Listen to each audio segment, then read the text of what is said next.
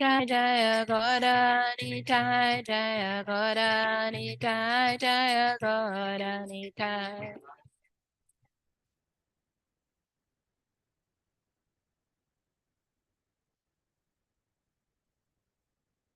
Prabhupada, Prabhupada, Prabhupada, Jaya Jaya Prabhupada.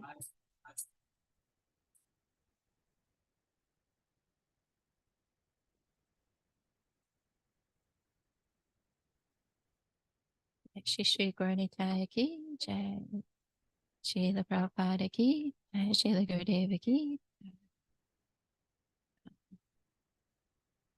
Do chant Narayana Namaste.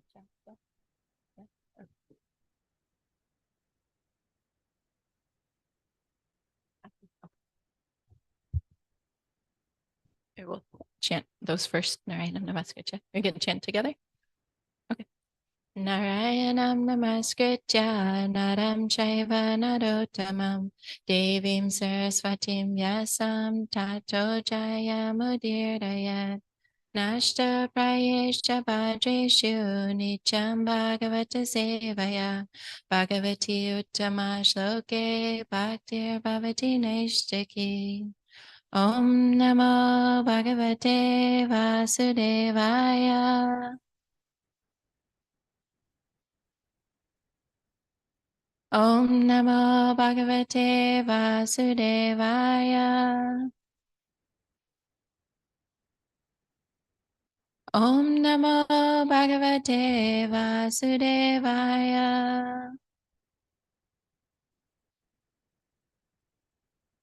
So reading from Srimad Bhagavatam, Canto 2, Chapter 9, Text 3. Yarhi Vava Mahimni Sve Parasmin Kalamayayoho Rameta Gata Samohas Chakvodaste Tadobayam Yarhi Vava Mahimni Sve Parasmin Kalamayayoho Rameta Gata Samohas Chakvodaste Tadobayam Yarhi Vava Mahimni Sve Parasmin Kalamayayoho Rameta Gata Samohas Chakvodaste Tadobayam.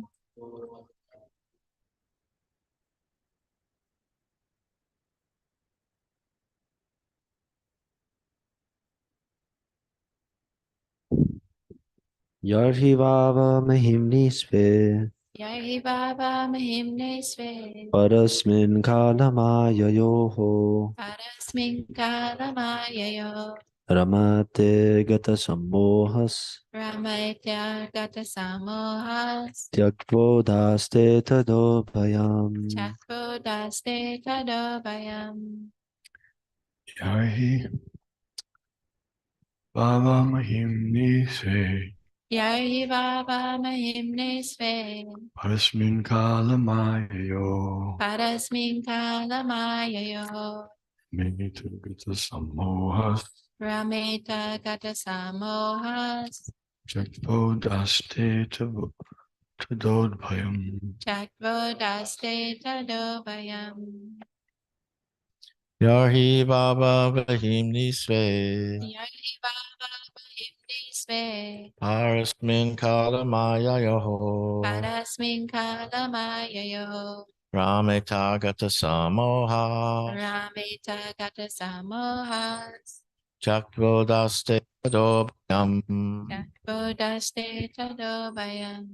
Yarhi Vava Mahimni Sve Yarhi Vava Mahimni Sve Parasmin Kalamayayoho Parasmin Kalamayayo Ramete Gata Samohas Rameta Gata Samohas Jaktodaste Tadobayam. Chakvodaste daste tadobhayam.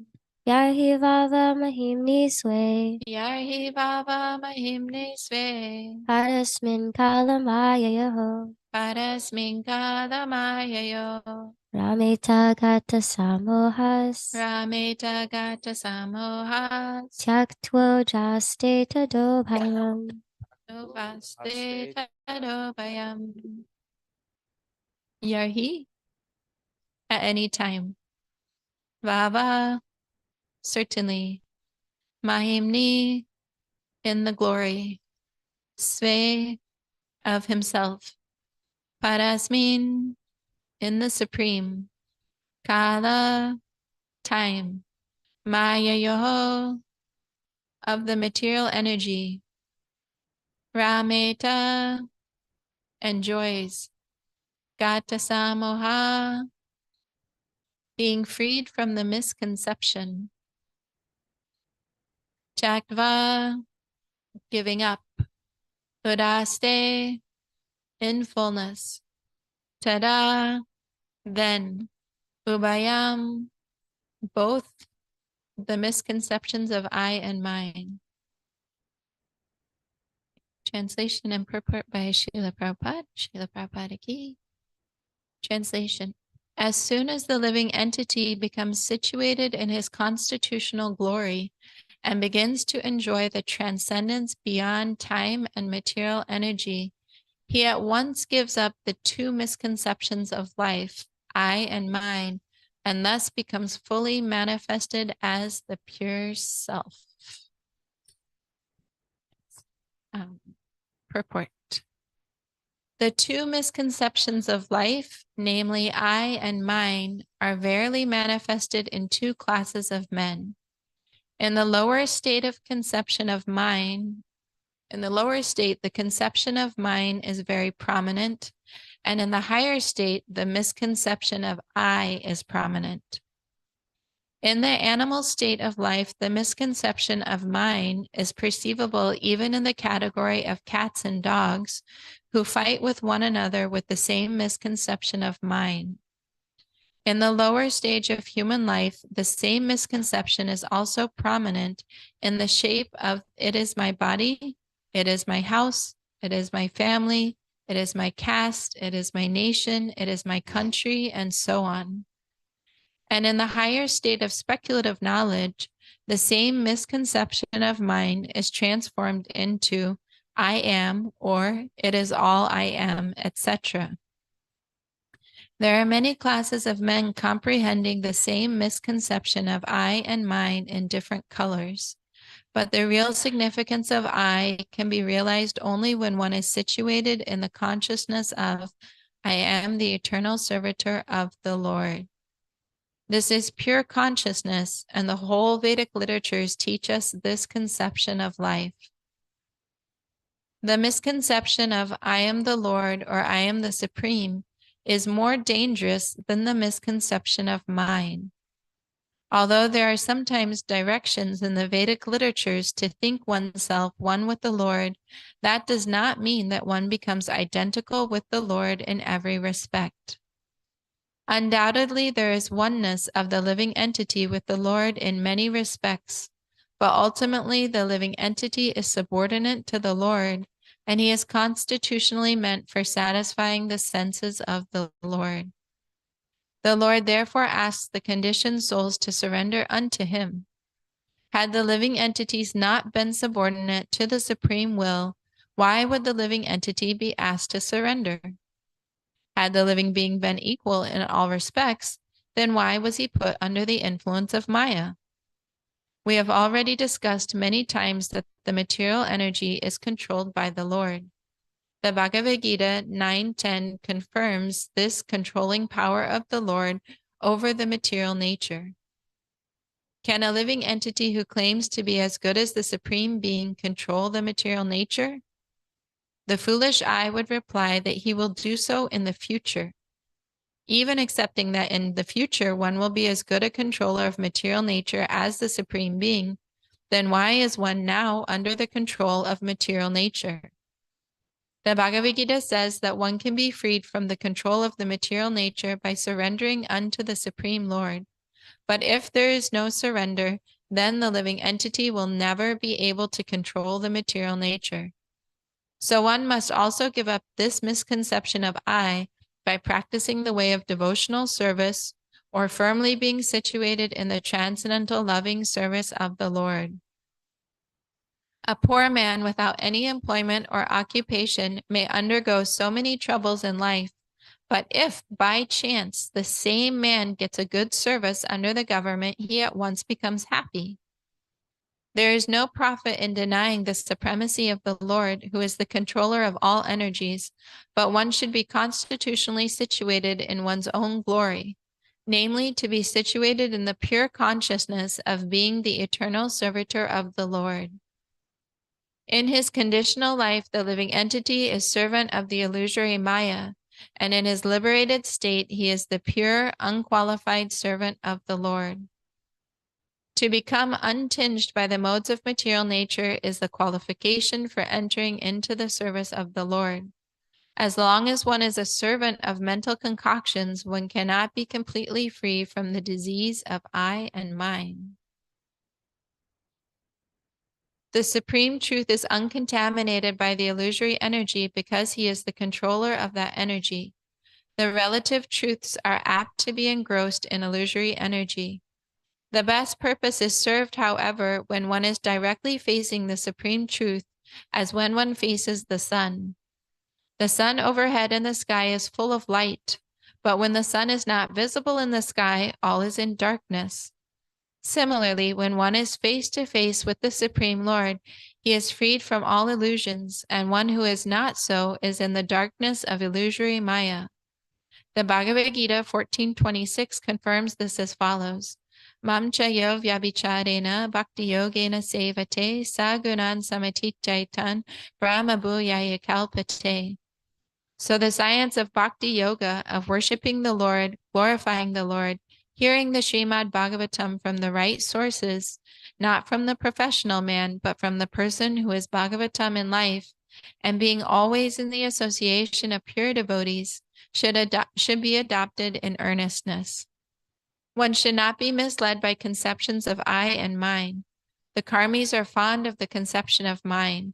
The jnanis are fond of the conception of I, and both of them are unqualified to be free from the bondage of the illusory energy. Srimad Bhagavatam and primarily the Bhagavad Gita are both meant for delivering a person from the misconception of I and mine, and Srila Vyasadeva transcribed them for the deliverance of the fallen souls. The living entity has to be situated in the transcendental position where there is no more influence of time nor of the material energy. In conditioned life, the living entity is subjected to the influence of time in the dream of past, present, and future. The mental speculator tries to conquer the influence of time by future speculations of becoming Vasudeva or the Supreme Lord himself by means of culturing knowledge and conquering over ego. But the process is not perfect. The perfect process is to accept Lord Vasudeva as the supreme in everything, and the best perfection in culturing knowledge is to surrender unto him because he is the source of everything. Only in that conception can one get rid of the misconception of I and mine. Both Bhagavad Gita and Srimad Bhagavatam confirm it. Srila Vyasadeva has specifically contributed to the illusion living entities, the science of God, and the process of bhakti yoga in his great literature, Srimad Bhagavatam, and the conditioned soul should fully take advantage of this great science. Jai. Srila Prabhupada ki jai. Maharaj, would you like to say? Yeah.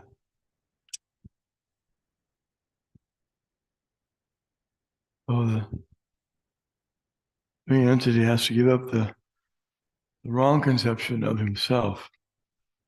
He's not the controller of material nature.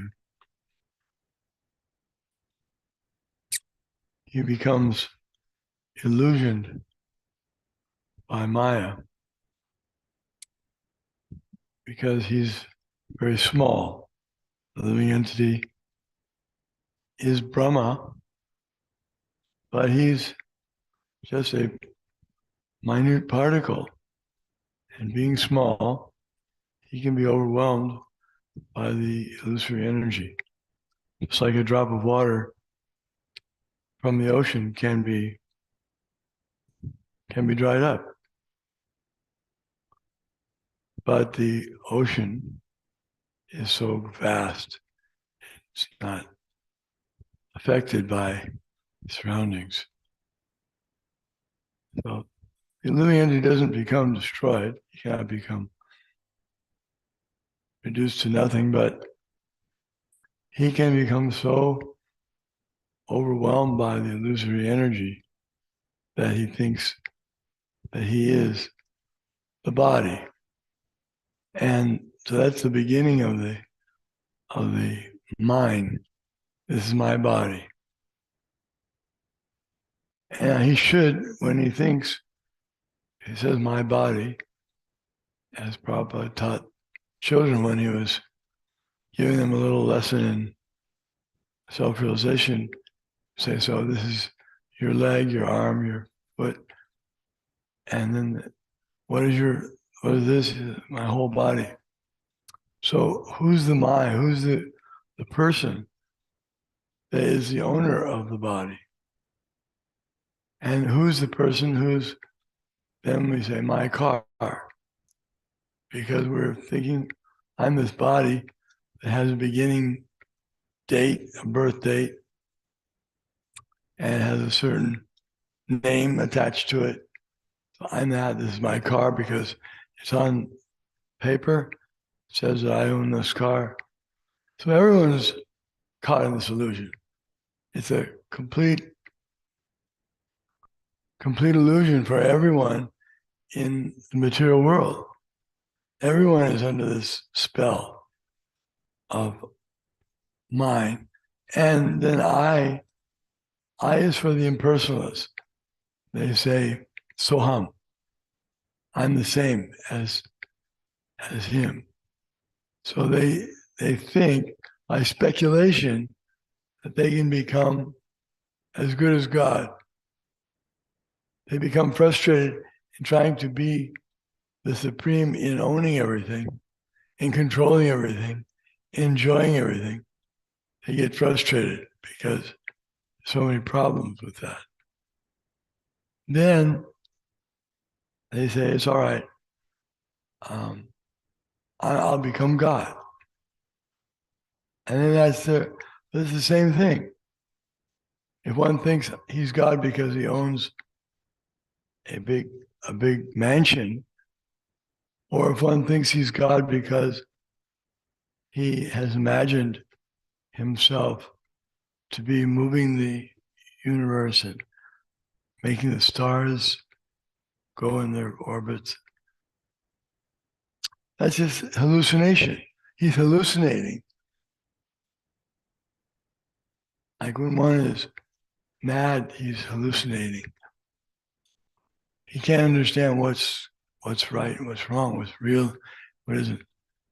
So the impersonalists are put in that category.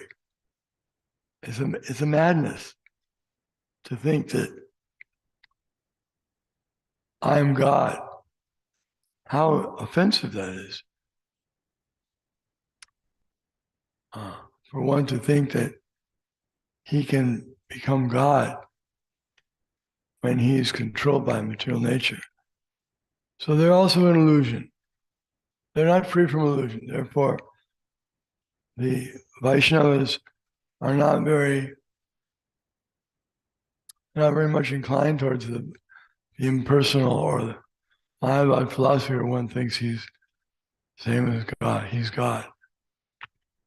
Because they're still Avishuddha Buddhaya, Lord Brahma says, that those who are in this illusion, they think that they are the same as the Supreme Lord. Actually, we are the same in quality, but not in quantity. Living entities are similar to the Lord as Prabhupada mentioned, that they're equal in many regards, such as they're eternal, they're individuals, Nityo, Nityanam, Chaitanya, Chaitananam. They have consciousness, they have desires, they have form, they have all these things. But everything they have that is the same as the Lord is in small quantity. And his quality is also with unlimited quantity. So in that sense, we can never become the Lord completely. We can always remain the part and parcel of the Lord and Nityai Swarup Krishnadas. We can be eternally, our constitutional position is servants of the Lord. In that position, we can be happy eternally.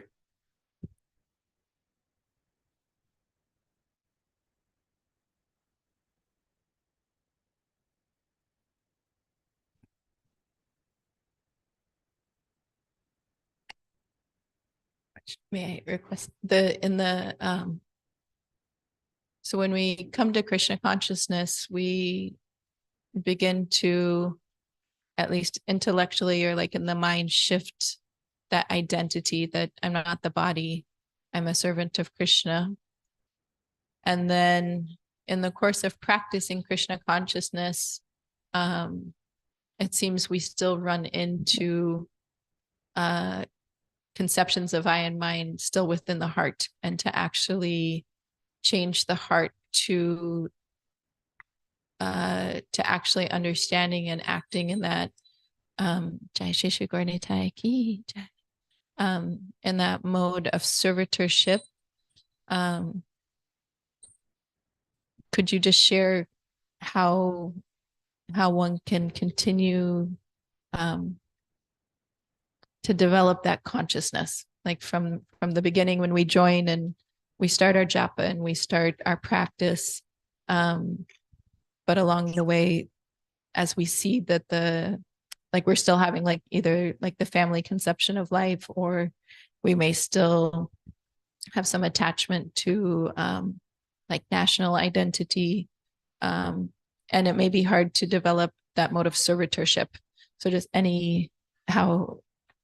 how to cleanse or how to get over those like kind of subtle conceptions. Well, one thing is we need to regularly hear that we're not these things, so that we practice hearing. It's not that after we've heard it once or several times that it's necessarily we've totally learned it. We need practice also, and we need to be continually trained. And therefore the spiritual master is not just for you go for one course and then the course is over and that's it. Now you're a full-fledged master.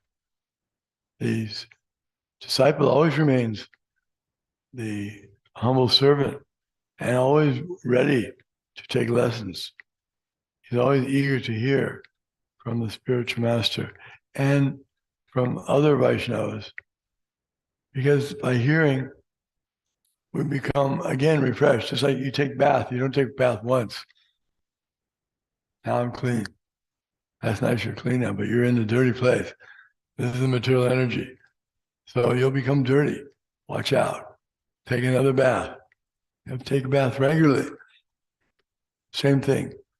We can't think that we're free from the material energy just because we've understood certain things, preliminary things, and even if we understand theoretically, but the material we're in the material energy, so we're bound up, nitya bada, and it's only by the causeless mercy of the Supreme Lord and spiritual master.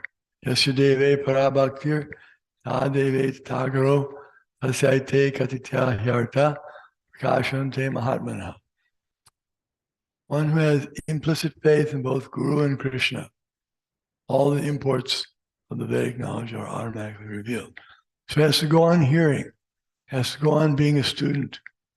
It's not that one considers himself now he's the master, and no more hearing, and no more associating with other more advanced devotees. No, this is always the process going on. You see the great devotees, Narad Muni, and the Sanaka, Svananda, all the Kumars, they're always going to Janaloka. They're having a big conference. What are they doing? They're hearing about the glories of the Lord. And then they go to Naimisharanya, and then they go to some other place, and they're hearing. And Narad Muni is sitting and listening. He listened to Shukadev Goswami deliver that Bhagavatam. And Lord Shiva sometimes is speaking, and sometimes he's hearing. Sometimes his wife is listening.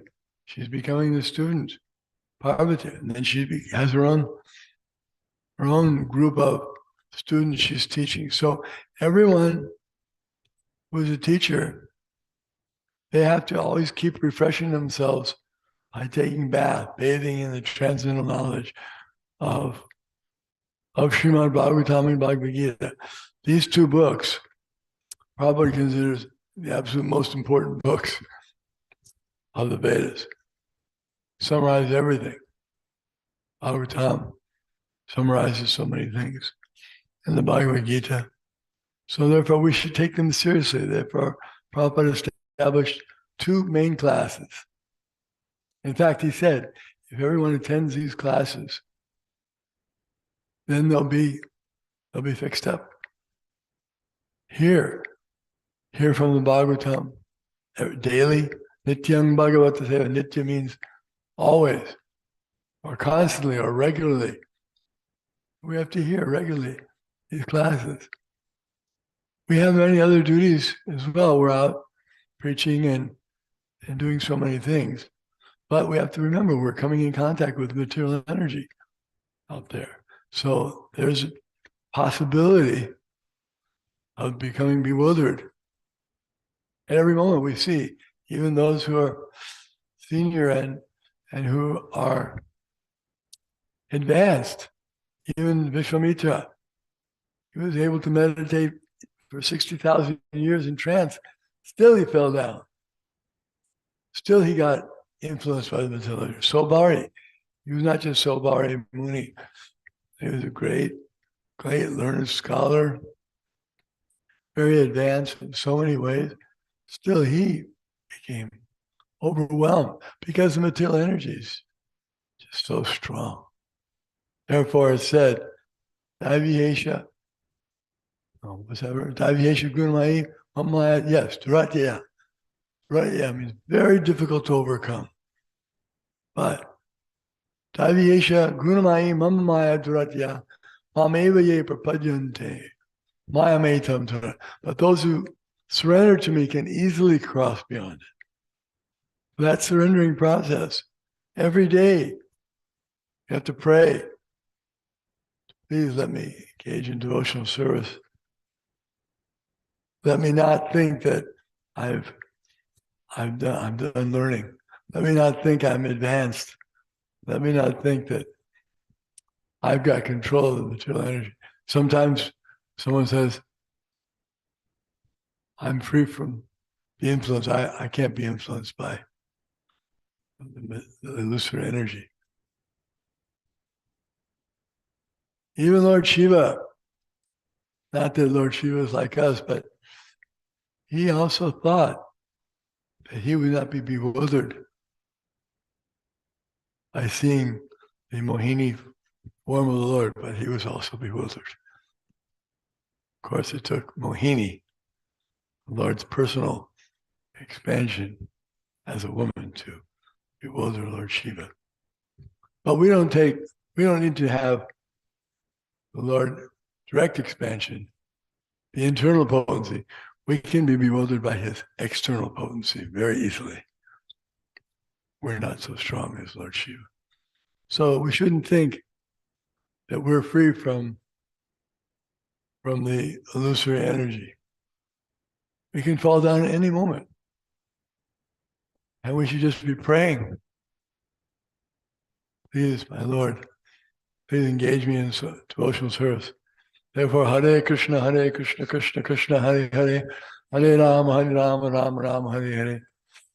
Means, my dear Lord, my dear Srimati Radharani, Lord's energy, kindly keep me engaged in devotional service. You have to pray to be engaged all the time, not take it for granted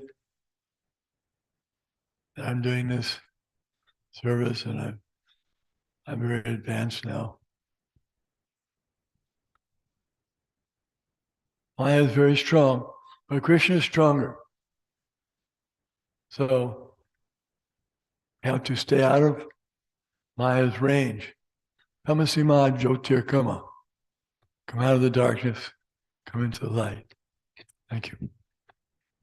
Thank you, Maharaj. Any other comments or questions from the devotees?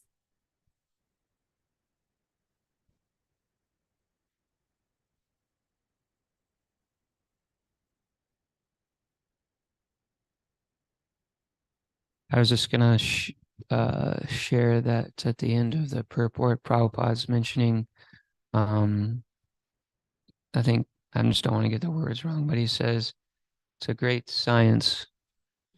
Right here. Srimad, let me get to the beginning of the sentence. Srila specifically contributed to the illusioned living entities, the science of God and the process of Bhakti Yoga in this great literature of Srimad Bhagavatam, and the conditioned soul should take advantage of this great science. So I found that somewhat comforting, that if we just participate in this great science, this process, which is lined, which is laid out so nicely for us, then we can achieve the goal in which it's spoken about in the Shastra. So I found that comforting. Thank you.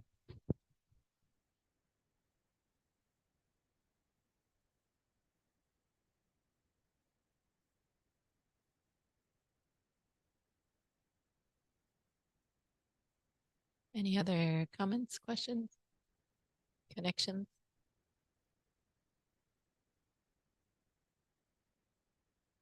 It's a very phenomenal purport for sure. Very on point.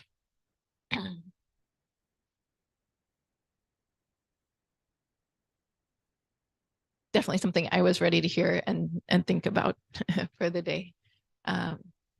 Just shifting that consciousness again from getting caught up in the illusory energy and refocusing that the service and the connections are only important if Krishna is there. So my main consciousness has to be I'm a servant of Krishna, and then go about the services that are given in that mode, in that consciousness. Right.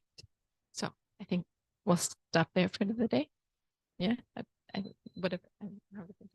If devotees have more comments or questions or realizations in this regard, we can discuss. Otherwise,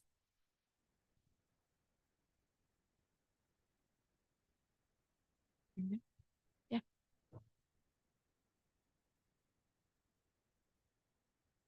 Hare Krishna. I appreciate your question that you asked Maharaj. And I really liked his answer. I'm really grateful I was able to hear that. Yeah, we're always learning.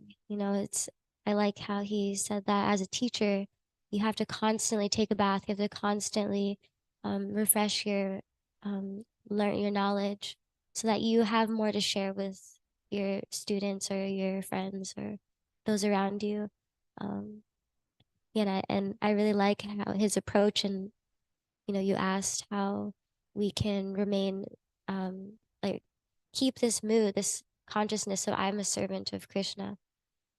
And it makes sense that we just constantly hear from those who are actually in that conception of, oh, I'm a servant of Krishna. Mm. And yeah, I need to hear things over and over again to learn. So it's nice that, you know, we can apply that even to this knowledge. It's easy as we go out and do our daily duties, like out in the world or even preach, to think, oh, I'm fine, you know, I spent all my days in the temple, or I spent all my days reading at home, or, you know, and I chant all day or things like that. Of course I'll be okay, you know, Krishna's protecting me, but then it's always nice to have that mood of, no, Krishna, I always need your help. There's never a moment where I won't need your help. And to always constantly pray, please always engage me in your service. I really like that point that Maharaj shared. So Yeah. there's just some reflections. Thank you. Awesome. Yeah. I was appreciating how Marge also pointed out that that process of hearing and chanting goes on amongst the greatest Vaishnavas. So in the material world, sometimes it's like, oh, when I advance, I don't have to do that anymore. So sometimes that conception creeps into devotional service too. Like, once I'm a senior devotee, I don't have to do this, I don't have to do that. Like, you know, but really it's to realize that that's an eternal process, always hearing and chanting about the glories of the Lord, and beneficial for us now. And at the same time, in the spiritual world, we'll do the same thing, always hearing and chanting about Krishna. And of course, Maharaj himself is like an incredible example. You know, always here for Mangalarti, always sitting in class. I was in Denver one time, and Maharaj was there for some of his treatment. And in the evening, the Bhagavad Gita class, the only two people sitting in Bhagavad Gita class were Maharaj and Mother Nidra. And they would always, the bhaktas had the schedule to like give the Gita class. And so everyone was like, how can we give class with these two great personalities sitting there? And yet you never saw either of them like flare up in ego or anything. And they just always appreciated that the devotees were reading Prabhupada's books and commenting and engaging in that class and that hearing and chanting together. So it's absolutely, yeah, I'm glad Marj pulled that out to see that in our entire parampara, he said that's what the devotees do, just listen and chant and hear and chant about Krishna from each other. So it's a good refresher. Prabhu, any comments or questions? Anything you'd like to share? Oh, Prabhu, for you? You're good? Okay. Jai. Maybe we'll pause there and reflect on this some more. I'll take it home and read it with me. Jai Srimad Bhagavatam ki Jai Srila Prabhupada ki Jai Ananta Koti Vaishnavrinda ki